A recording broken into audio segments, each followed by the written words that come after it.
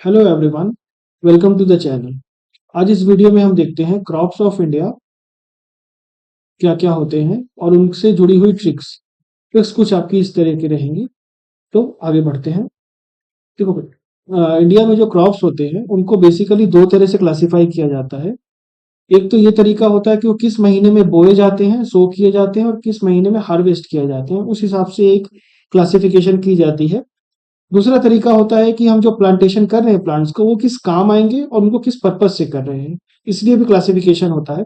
Basically आज हम यहाँ फर्स्ट के बारे में बात करेंगे। तो जो क्रॉप्स होते हैं उनको क्लासिफाई किया जाता है तीन टाइप्स पे।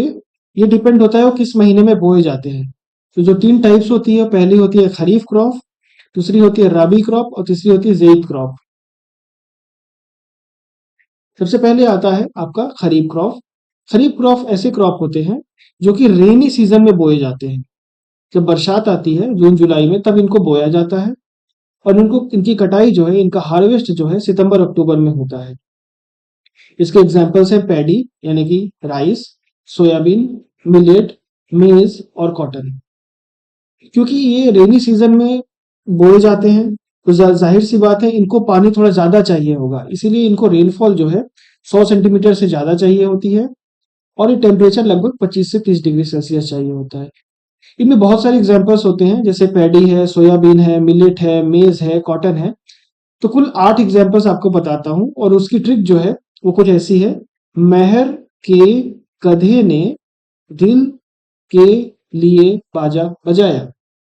महर के गधे ने दिल के लिए बाजा बजाया। ये ट्रिक आपको याद रखनी है और इससे हम 8 एग्जाम्पल्स को खरीफ क्रॉप के याद रखेंगे। तो ट्रिक कुछ इस तरह से है। सबसे पहले आपको माँ याद रखना है। माँ से होता है मेज। मेज यानी कि मक्का, जिसको हम भुट्टा भी कहते हैं। ठीक है। उसके बाद हर। हर मैंने यहां से लिया है। अर हर। अरहर का हर वहां पे लगा है महर में। अरहर जैसा हम जानते हैं एक दाल होती है जिसको तुअर दाल भी बोलते हैं। फिर आता है गा, जिसमें येलो मार्क किया हुआ है, सिर्फ उससे ट्रिक है, बाकी कास और ये सब से बाकी कुछ नहीं है। गा से आता है आपका गन्ना। गन्ना यानी कि शुगर केन। और साथ ही साथ में गा से ग्राउंडनट भी होता है।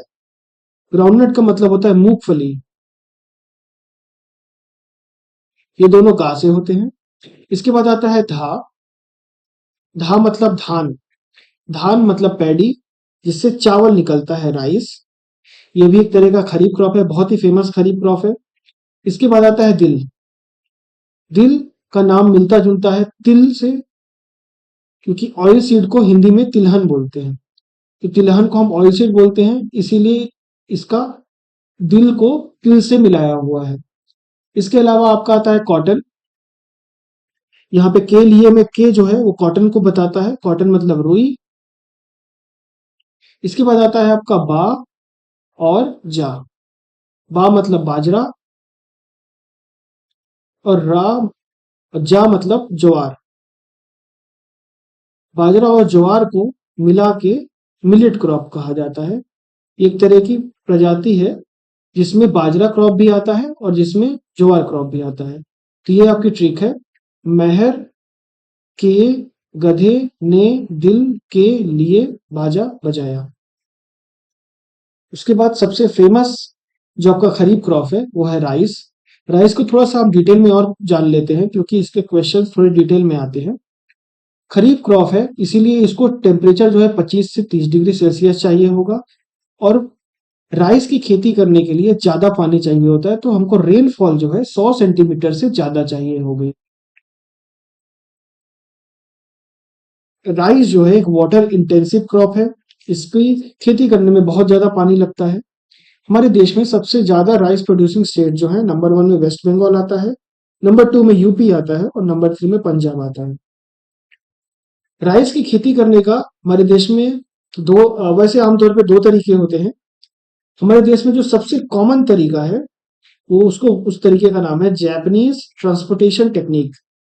दूसरा जो तरीका है, ये नया तरीका है जिसको न्यू एसआरआई टेक्निक बोलते हैं। इसमें हम पानी बहुत ज्यादा नहीं भरते बल्कि सिर्फ मॉइस्चर देते हैं, जो जिससे हमारा काम हो जाता है। एसआरआई का मतलब है system of rice intensification.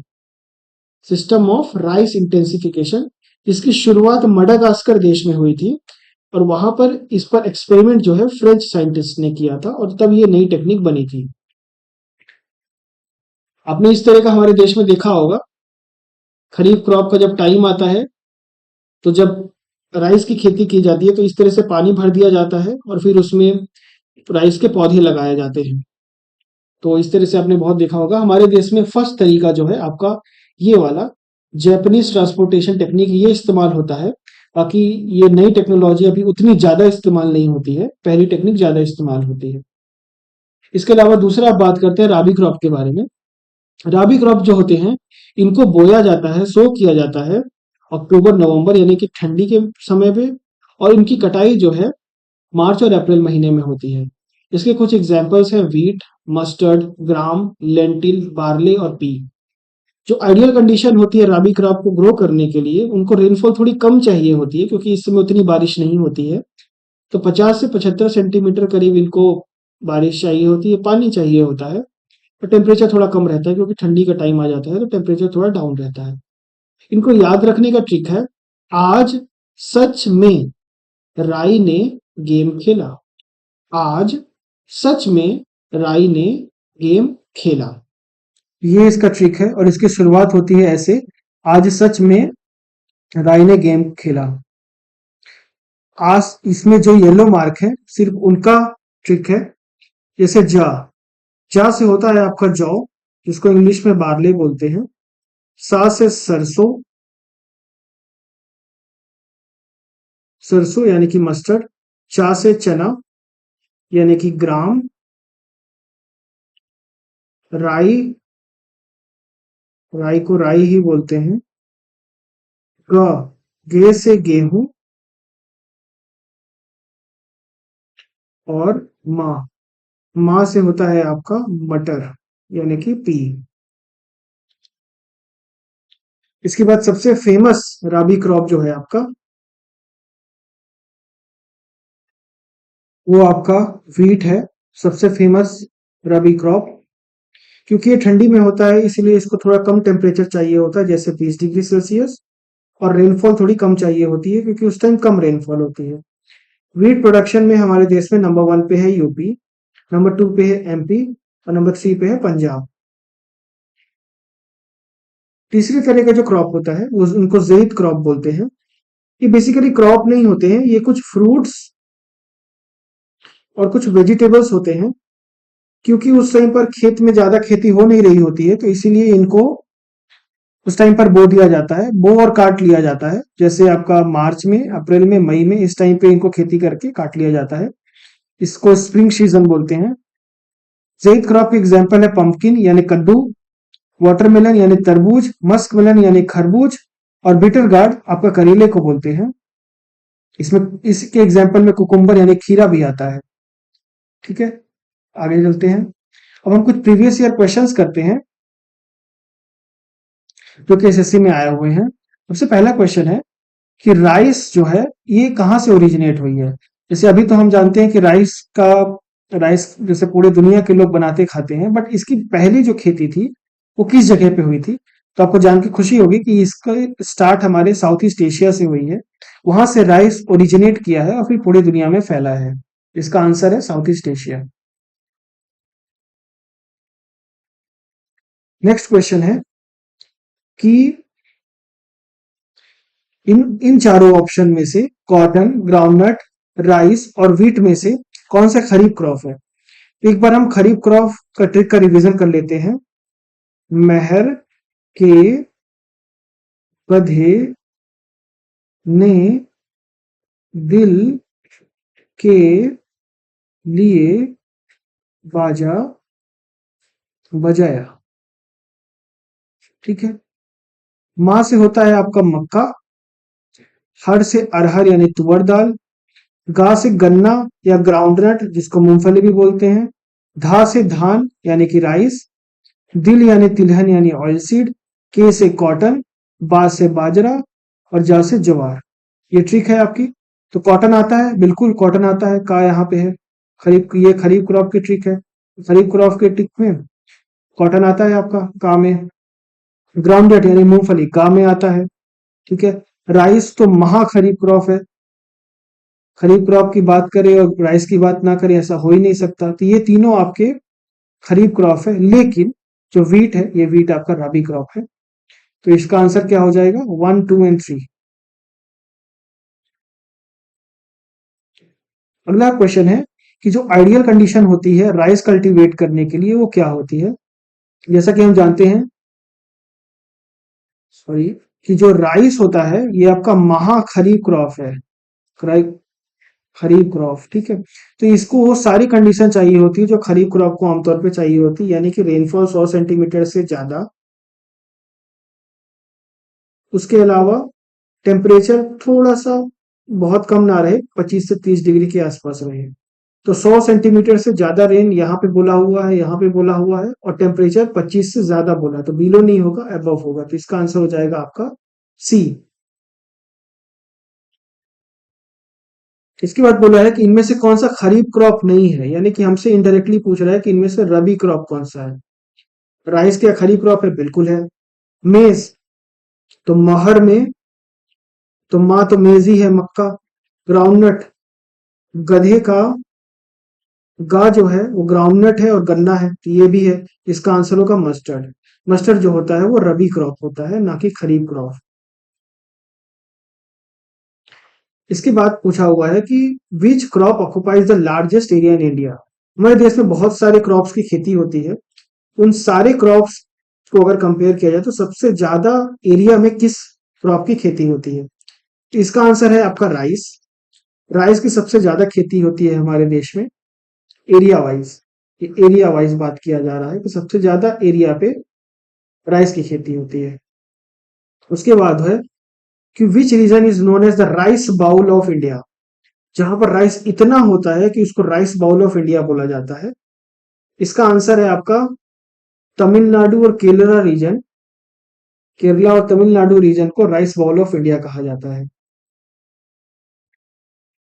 Which state is the largest producer of rice. Rice को प्रोड्यूस करने वाला सबसे लार्जेस्ट स्टेट कौन सा है?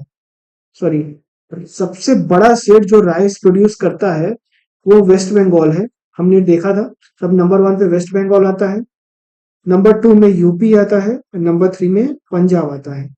तो सबसे ज्यादा राइस प्रोड्यूस करने वाला स्टेट हमारे देश में है वेस्ट बंगाल।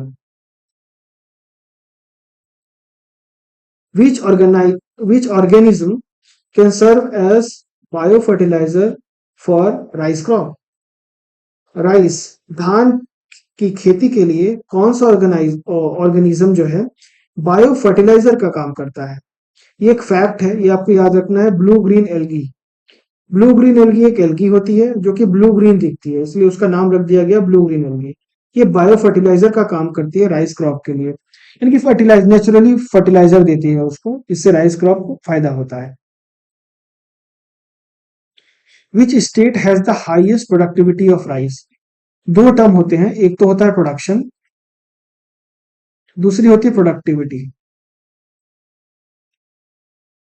प्रोडक्शन का मतलब है कुल कितना केजी राइस प्रोड्यूस हुआ।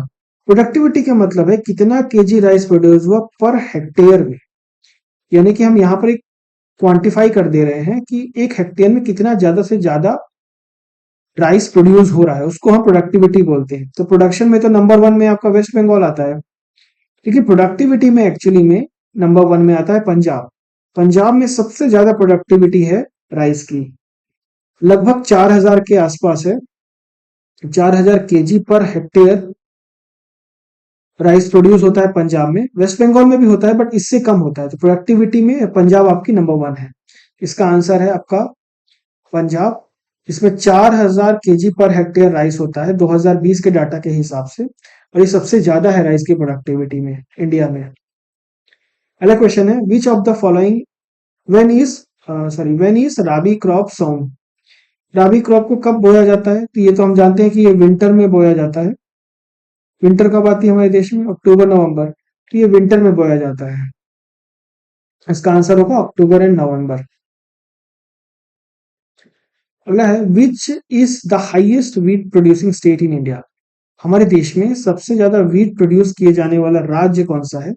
इसकी थ्री रैंकिंग आपको पता है। फर्स्ट में आता है यूपी, सेकंड में आता है एमपी, नंबर थ्री में आता है पंजाब। सबसे ज्यादा वीट प्रोड्यूस किए जाने वाला स्टेट हमारे इंडिया में है UP. Which is not a disease of wheat. जैसे डिजीज जो होती है वो हर चीज को इफेक्ट करती है, ह्यूमंस पे डिजीज लगती है, एनिमल्स पे लगती है, इसी तरह से क्रॉप्स पे भी कुछ डिजीजेस लगती हैं। कई बार इन पे कुछ कीड़े मकोड़े लग जाते हैं जिसको पेस्ट बोल सकते हैं। कभी कभी वायरल अटैक होता है, कभी कभी बैक्टीरियल अटैक होता है, कभी कभी फंगस लग जाती है। तो इनमें से कौन सी डिजीज वीट की डिजीज नहीं है? तो ये फैक्चुअल क्वेश्चन है जो आपको याद रखना है कि बंट और रस्ट जो है ये वीट की डिजीजेज है, लेकिन टिक्का जो है ये वीट में नहीं होता है। इसका आंसर हो जाएगा टिक्का। अरेबिका, रोबस्टा, लिबेरिका, ये किसकी वैरायटीज है? ये वैरायटीज है दरअसल कॉफी की। जो कॉफी वर्ल्ड वाइड प्रोड्यूस होती है और कंज्यूम की जाती है वो ये तीन वैरायटी है, अराबिका, रोबस्टा एंड लिबेरिका। ये क्वेश्चन आया हुआ है कॉफी के ऊपर। ये किसकी वैरायटीज है? कॉफी की वैरायटी है। Which is not a rabi crop. इनमें से कौन सा रबी क्रॉप नहीं है, यानी कि इंडायरेक्टली बोल रहा है कि इनमें से कौन सा खरीफ क्रॉप है। तो रबी क्रॉप है आपका, इसका ट्रिक एक बार हम फिर से देख लेते हैं। रबी क्रॉप की ट्रिक है आपकी, आज सच में राई ने गेम खेला। अभी बहुत टफ ट्रिक नहीं है, इसको आप दो तीन बार लिखेंगे तो आपको याद हो जाएगा, मुझे भी याद हो गया है। तो जा से आता है आपका जौ, यानी कि बार्ले। जौ से आता है आपका बार्ले, ठीक है। सा से सरसों, चा से चना, राई से राई, ग से गेहूं, मा से मटर। तो क्या वीट है रबी क्रॉप? बिल्कुल है। मस्टर्ड यानी कि सरसों। सा आता है राइस नहीं है, इसका आंसर हो जाएगा राइस। और गा से ग्राम, सॉरी ग्राम मतलब चना, चा से चना। तो राइस इसका आंसर है। कौन सा इनमें से रबी क्रॉप नहीं है जो खरीफ क्रॉप है? वो है rice. The green revolution helped in the maximum increase in the production of which crop. Green revolution जो हमारे देश में हुआ था उससे मैक्सिमम इंक्रीज हुआ सारे क्रॉप्स का, लेकिन उनमें से भी सबसे ज्यादा मैक्सिमम किस क्रॉप का इंक्रीज हुआ? तो इसका आंसर है दरअसल, इसका आंसर है वीट। ग्रीन रेवोल्यूशन के बारे में थोड़ा बात करते हैं। जो आपका ग्रीन रेवोल्यूशन होता है, इंग्लिश हिंदी में इसको हरित क्रांति बोलते हैं। क्या हुआ था 1965 में के आसपास में, ये उसके आसपास के समय में हमारे देश में बहुत ज्यादा भुखमरी आ गई थी। जब बारिश नहीं हुई थी, भुखमरी आ गई थी, लोग भूखे मर रहे थे। और हमारे यहाँ फसल नहीं थी क्योंकि हमारा अनाज की पैदावार बहुत कम हो गई थी, क्योंकि बारिश बहुत कम हुई थी। तो उस टाइम पे इंदिरा गांधी जी प्रधानमंत्री थी, तो उन्होंने साइंटिस्ट से रिक्वेस्ट किया कि आप एक ऐसी तरीका बनाएं जिससे हमारी फसलें कभी उतनी ज्यादा नुकसानदायी ना हो और वो अच्छे से फले, ताकि इस तरह की फमाइन की स्थिति जो 1965 में आई थी वैसे दोबारा कभी ना आए। इस टाइम इतना बुरा हाल था कि बहुत सारे लोग भूख से मर गए थे और इंडिया को यूएसए से चावल, गेहूं ये सब मांगना पड़ा था ताकि लोगों को बचा सके। तो इस टाइम पर 1965 में ये स्टार्ट हुआ था, जब ये हाई यील्ड वैरायटी के सीड्स को खेती में इंट्रोड्यूस किया जाने लगा, जिससे कि खेती में प्रोडक्शन बढ़ गया। लगभग सारे ही क्रॉप्स का बढ़ गया था, लेकिन हाई यील्ड वैरायटी लगाने से बहुत ज्यादा फायदा हुआ। फायदा इस तरह से हुआ कि इनमें जो है कीड़े कम लगते थे, इनमें डिजीजेस कम लगती थी, ये ज्यादा बीमारियों को सह सकते थे, इससे इनकी प्रोडक्शन बढ़ गई। तो इसी पूरे सिनेरियो को हम ग्रीन रेवोल्यूशन के नाम से जानते हैं। और सबसे ज्यादा जो प्रोडक्शन बढ़ा था वो व्हीट क्रॉप का बढ़ा था। जो world wide father of green revolution किसे कहा जाता है? इन्होंने पूरी दुनिया में इसकी शुरुआत की, उनका नाम है नॉर्मन बोरलॉग।